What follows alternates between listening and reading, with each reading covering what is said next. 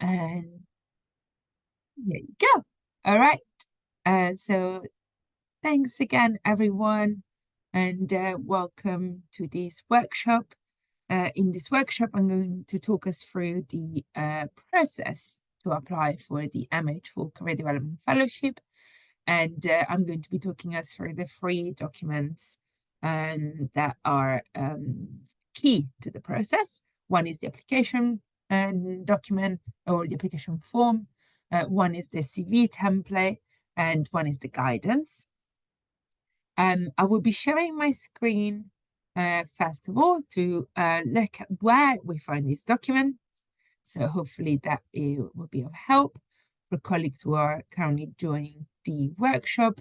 You will find these documents into the link that I've dropped in the chat. So please do feel free to click on that link, which will lead you to this page, this beautiful page with all the relevant information with regards to the funding that we've launched last week. In the first part, it kind of gives you a bit of information. There's a bit about the program, and then there's further details around the opportunities. We will then include here also the recording from last week and this week after today's workshop. And on how to apply, you will find the 3 key documents. So the application form, which is a Word document, the 2-page CV, which is also a 2 document, and then the form link for the demographic monitoring form. We're not going to be looking at that today because that is part of the application, but it's rather self-explanatory, but we'll talk about it in a moment anyway. And then the guidance document, which is quite helpful. Just a reminder, the applications opened last week, Monday, and will close on the 25th of November, which is a Monday at 1 p.m. Alongside today's workshop, the recording of which will be shared on the website, you can also book one-to-one mini chats with me via this Calendly booking system. It's an automated I think that's the word, automated booking system that goes into my calendar and identifies the slots in which I'm free and for which you can book a one-to-one conversation on Teams with me. We also have an in-person event on the 23rd of October at the Grant Museum of Zoology here at UCL, which is part of the Bloomsbury Festival. And it's part of our effort to develop a manifesto for kind research in mental health. And we encourage people who are interested in applying for these fellowships to join us on the event, to have the opportunity to discuss your ideas and to think about what makes kind mental health research. And also for an opportunity to meet our previous fellows and hear from their experiences, meet our public contributors, members, and me, and really just an opportunity to get together in person and think about kind mental health research, an opportunity to talk about your thoughts and ideas. We also have a draft review opportunity. I will show later on exactly which points we will provide feedback on, because we will not provide feedback on the whole application, but specifically on the research elements of the application. Feedback will be provided by members of the Argonauts Thames, which is our collective research collaboration. The draft can be submitted anytime before the 21st of October at 1 p.m. and we will return it to you by the 4th of November. So I'm going to stop sharing the screen on that side, first of all. So I will now start sharing the screen specifically with regards to the application process, application form. Sorry, I have a bit of a cold, so my brain is a bit slower today. So I will share the screen with the Word documents. Just to give you the heads up, whilst I share the screen, I will not be able to see the chat questions. I would kindly ask the colleagues who are in the chat to hold on to their questions until I'm done. I will not talk for more than 10 minutes. I'm going to be very regimented in this and very good this time, because the majority of the time today will be off the recording and talking about the application process together, any questions or doubts that might have come up for you. So I am now going to share the screen with the application. I'm going to stop sharing as someone's line has dropped out. Okay, let's try again. Okay, so here is the document. This is the application form. Big thanks to the colleagues who have supported the co-production of this form. It's a revised form from our previous application forms to reflect the experiences of colleagues who have supported the co-production process. So first of all, you will see that there are 3 reminders to start with. Firstly, you need to submit your CV alongside this completed application form. Forms that will be submitted without the CV will be discarded and will not be considered in the review process. Similarly, incompleted application forms will not be considered. What does that mean? It means that if you leave a question empty, or most importantly, if your line manager or person of reference with regards to your volunteering placement or opportunity engagement has not signed and approved the form submission, we will not be able to process the form. And that is because we really need your organization to be on board from the very beginning. And this is something that we've learned over the last 3 years. We also ask all people who submit an application to complete the demographic form. And you can access the demographic form via clicking here. So you can do a control click on top of the hyperlinked element of this form, or you can go onto the website, which I've dropped in the chat. In our website, you will find, again, a link to the demographic form.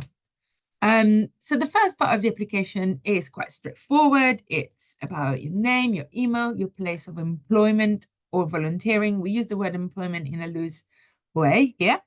What's the role that you have in terms of this employment or volunteering position? And also to indicate which pathway you are applying for. Remember that we have 2 pathways.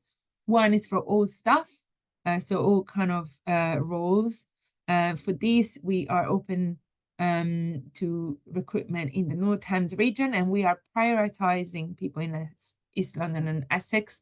A clarification here, as I've received a number of emails, that doesn't mean that you shouldn't apply if you are not based in East London and Essex. It just means that when we look at the application, having base in East London and Essex gets an extra point because that's our focus. But a strong application from outside Essex and East London might stand a better chance. So I'd really recommend applying regardless. The second pathway is national, so England, if I may say that that's national, and is for peer support workers or coaches or tutors. So the second point that you have to fill in here is with regards to your preferred weekly working hours and patterns. So all fellowships will start on the 1st of March. Well, technically it's the 3rd because that's a Monday. We're going to have an event on that day. We want to work with a cohort of fellows, as we've identified that working together and collaboratively leads to a better experience for everyone. But we want to understand what days you could or would work, and that's to help us identify what's the most popular day. And we probably will have that as a core day for everyone, and then we'll move around, of course, flexibly the needs of colleagues. The next point is the amount of the award to cover the salary. So this is particularly important if you are employed and you are applying for this fellowship to backfill your employment salary. So that means that you have to discuss with your manager, first of all, how many days you can dedicate to the fellowship out of each week for a year. It will probably be 1 or 2 days or 1.5 days.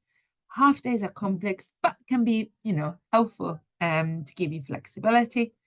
It's really important that you have a figure that is as close as possible to the final figure here, because we allocate the fellowships, we will allocate the number of fellowships according to the overall calculation against our budget. So any mismatch between what you submitted here and what you actually then request for the fellowship might lead in your fellowship to be dismissed if we cannot allocate funding. So, for example, if you're indicated here that you need £1,000, I'm using a very simple example, and then you say, actually, it was £3,000, we won't be able to cover that, right? So, of course, if it's like minor tweaks, that's fine, but try to make sure that you get as close as possible to a realistic figure. If you are volunteering, then it's slightly different. And we are currently working on refining the system for covering costs associated to the fellowship for colleagues who are volunteering, as the process is slightly different. It's for us to discuss moving forward. So in this case, you will indicate here that you're volunteering, and we will be able to then discuss matters with you on a one-to-one basis. The first point is with regards to your experience today. So this is a very open-ended question. Of course, keep in mind what you're applying for, right? You're applying for a research career fellowship. So you are focusing on research. Now, you might not have research experience behind, but you definitely will have experience that will contribute to your research career development. So to give a couple of examples, lived experience, crucial. Or you might have prior experience in conducting research in a different field. So you might have an understanding of research, you might have had experience of conducting research if you have done research as part of your studies, or as part of a different in a position of work or volunteering. Do basically use these first questions to give us a bit of a flavor of who you are and what you're bringing to this fellowship. It's 200 words, it's very limited. Bullet points welcome. I think that we've kept the word count to a limited amount because we don't want you to spend an excessive amount of time working for this fellowship. We want it to be a matter of quality over quantity, right? So really thinking about what are the key messages that you want to put across with regards to the experience that you're bringing to this career fellowship, and how does that connect to what you're suggesting to be doing? Crucial point. Why are you interested in mental health research? 100 words. And again, it could be a matter of lived experience or lived experience by proxy, of clinical engagement and learning and understanding, curiosity. There's an infinite amount of possible reasons why. We want to know your reason, okay? And in my experience, with regards to applications, the best applications are the ones that are authentic and transparent, and don't try to guesstimate what we are looking for, but are really coming with a strong rationale that you've developed. So this is something that you thought about, and that's why you have 8 weeks, right? Well, now 7 weeks. So that it's really something that you thought about, that you've talked about, that you've developed a narrative around, and that you can present in the application. This next question is crucial. Why would you like to be a fellow? What do you hope to gain, and how it relates to your future career goals? In here, you're basically telling us why it is, why now, what do you want to do? How does it fit in your trajectory? And let's be clear, we are not expecting for you to have a linear trajectory.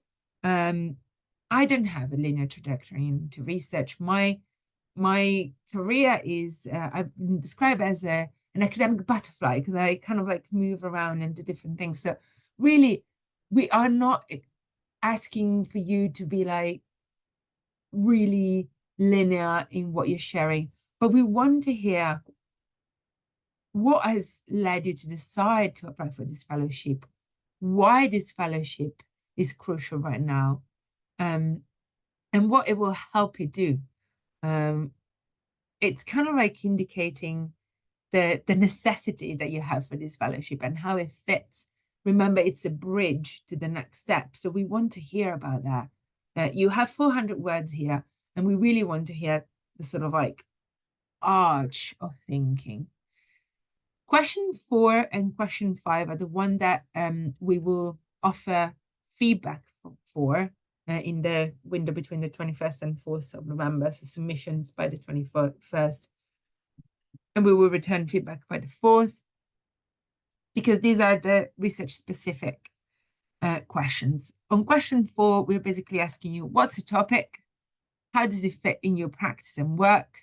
And whether you've conducted any prior research on this topic, or whether you've done any literature review, or if there's anything specific learning from your clinical or volunteering experience. And really important, how this project promotes inclusion. So first of all, topic of your research. We are offering feedback because something that we've noticed is that there is complexity around defining a topic of research. In certain cases, too small, it's too big. It's a bit of a Goldilocks effect, right? And fear not, like the whole point of the fellowship is for you to refine this topic. But we still want to get a sense of what you want to be exploring, and why and how it fits in what you're doing and how it's going to continue beyond the fellowship. Remember, the fellowship is a bridge. Tell us about this bridge. How does it work? If you have prior experiencing research or literature or clinical or personal experience around this topic, tell us about it here, okay? How it promotes inclusion. Well, you might have knowledge that MHR really focuses on what the NHR defines as underserved communities of staff and population. So we really want to know how this research project will engage communities, probably your local community in terms of practice or volunteering. That will make sense, right? And how it will engage them and how people will be included and engaged. We really are open to hear about how you envision this engagement and this inclusion. So crucial element. Again, something that we will develop for the fellowship, but start telling us about it. Also, very important question, because it will help me connecting you with a good mentor and with a good methodological or topic related expert. So, you know, I really need this information. So give me the information in this question with regards to your research project. The next one is a bit of a more like a planning, right? So if it was me, I would get a big piece of paper and I will think about, right, so March 2025 to March 2026, what are the activities that I want to achieve? Look back at the video recording from last week. Look back at what are the outputs that we want for this fellowship. There is an engagement activity. There is a draft. There is a network development. So how are you going to fit these activities in a year time? Be realistic. Don't promise us and yourself something that will make your life miserable and complex, okay? In this case, strategic less is better than hopeless more. I just made that up and I hope it makes sense, but it's really about what can you do in this year? What kind of engagement activity do you think will work? And when do you think it should work, and how are you going to get on with that? What will that lead to? Is it a paper? Is it a blog? Is it an event? How are we going to make it work? What kind of output? What kind of draft proposal are you looking to develop? Is it for a PhD proposal? Is it a fellowship? Of what sort? Is it for funding? Have you looked at what funding? Have you have an idea? Or is that something that you want to include in your plan? Building time to explore what funding are available, building time to understand what's your next step. Be honest, be transparent with us. It's about having an idea of what you're going to be doing. We will use this initial plan in your fellowship to develop a detailed calendar of month by month, week by week, day by day, what we're doing. And of course, training and development, because let's not forget that this fellowship, however uncomfortable it may be, it's about you. It's about your development. It's about your career development into research. So what are the training that you need to engage with? And you might have identified specific training that you want to do, or you might have an idea of the area. You know, I think it's about recognizing what you're bringing and what you need to develop. Really good opportunity to kind of think about the why of this fellowship as well, right? Because it kind of gives you an idea of why it's important to do this. The next question, it's crucial, and it's about the support in place in your work and in organization. And that is why we ask for your manager's support if you're employed, or your personal reference if you're volunteering in an organization. We've had questions with regards to, oh, I want to do this. I'm not associated with an organization. Can I do it? My recommendation is that will be really hard. And so my recommendation is to work around something that you're already part of, that you're already building on. Being part of a community and a collective makes research efforts less isolating, less lonely, and much more effective. And in this case, we want to hear, if you're working, what are the arrangements? Are you going to be released? Is there going to be cover? How is it going to fit with your workload? Is that going to be adjusted? You know, we want the details of that. If your volunteering is thinking about how will the research fit within the volunteering role, how will it work with the organization? How will it contribute? How will they help you? You know, it's a bit endeavor. It's a lot of work. And when I speak with my PhD students as they start getting into PhD mode, I always say, like, this is something to which you're going to dedicate a lot of your time. So make sure that you have good friends. And I'm using the word friends as in, like, you have a good support network around, and that you recognize your strengths and your areas for development, so that you're passionate about what you want to do, and that you connect it with what you know and who you are and how it works in your context. So this is a good space for you to kind of tell us about how it fits in your context, okay? And the last point is to kind of provide us any specific indication of anything we need to think about ahead of setting up your fellowship. This will not be used against you, of course, in the process of selection. It's just so that we can be prepared and make sure that this is an effective and positive experience for you. You then have the confirmation from line manager or person of relevance. If you have a research and development person, please put it here. And if you have a finance officer, so this is primarily for people who are employed. But of course, if you are engaged in a volunteering position in an organization, they might already have some ways of supporting you. So please do give us contacts.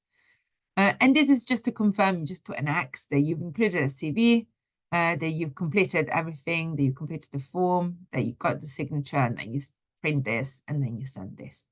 So this is the first form. The CV, it's really not a particularly a sophisticated CV.